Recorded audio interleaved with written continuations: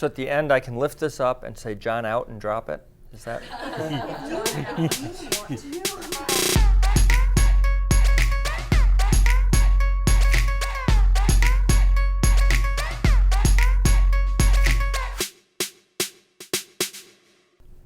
Hello, I'm John Grunsfeld, NASA astronaut. And I'm Ed Rezac, EVA engineer for the Hubble Space Telescope project at Goddard. Hubble is an amazing observatory orbiting the Earth that is allowing us to unravel the mysteries of the universe. But in 1998, Hubble lost its gyroscopes and it stopped doing science. At the time, I was training for the third Hubble servicing mission, but because all of those gyroscopes had failed, it was a Hubble emergency. And so NASA decided to split our mission in two so that we had servicing mission 3A, and sometime later there would be mission 3B. And on 3A, our primary job was to replace all of the gyros on the Hubble Space Telescope. Now, this is what's called a rate sensor unit. This is a mock-up. And inside are two tiny gyros. So each rate sensor unit held two gyros. So we went up there to replace this, and just like all the other items on Hubble, it has bolts that are a standard size, and the doors open and close on Hubble so that we could open the doors and go inside, take out the old ones, put in the new ones, and it's really easy, right? No, it isn't easy. There's a lot that has to be done, and it's got to be done in a very tight spot. The astronauts have to enter a part of the aft shroud where the fixed head star trackers are. And these are very, very sensitive instruments that help find a target for the telescope to look at.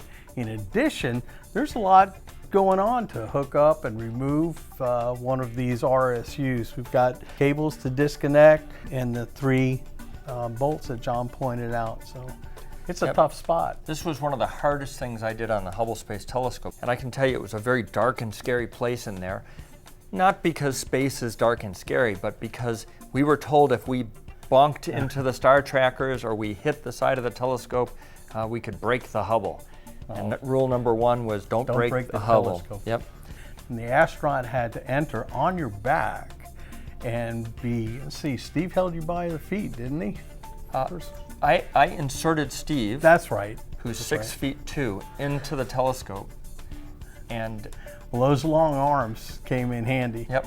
Because he's got to reach up over his head and between the fixed head star trackers to access the cable disconnects and to get a socket on these bolt heads. So it was tough, but we were successful on that mission. We also put in a newfound guidance sensor. We changed out one of the transmitters. We put in a solid state recorder. Upgraded the computer. Yep, and we also put some new insulation on the outside of the telescope to keep Hubble cool. Hubble is cool. Hubble is very cool. Now, one of the things I learned on that mission from you and from doing the rate sensor unit swap is that it is really hard task to be inserted up in there.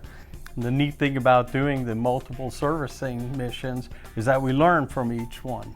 And on the most recent Hubble servicing mission in 2009, we also had to replace the gyros because they wear out. So John was faced with doing the same task again, and he came up with kind of a novel way to make the task easier.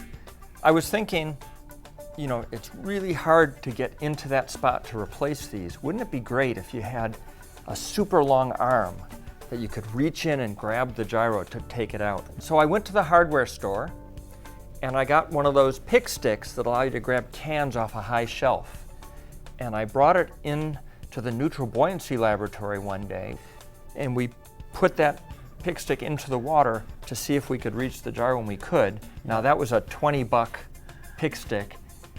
But because of that, it inspired a new tool. It did, and that was, I call those pet rock moments.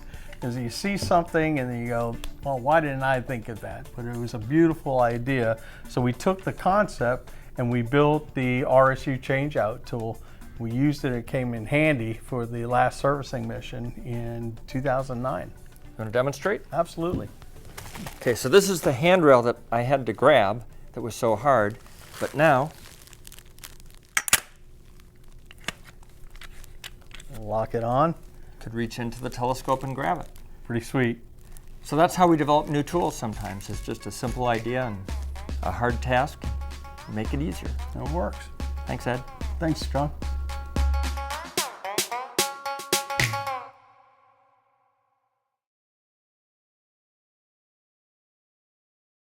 Hello, I'm John Grunsfeld, NASA astronaut. I'm Frank Ceppolina, and I'll never retire. Should we do that one over? Yep. Start over. Hello, I'm Edwin Hubble, a deceased astronomer.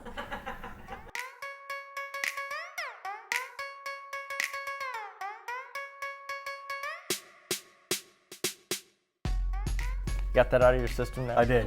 I'm good. How's that? You started. How's that feel?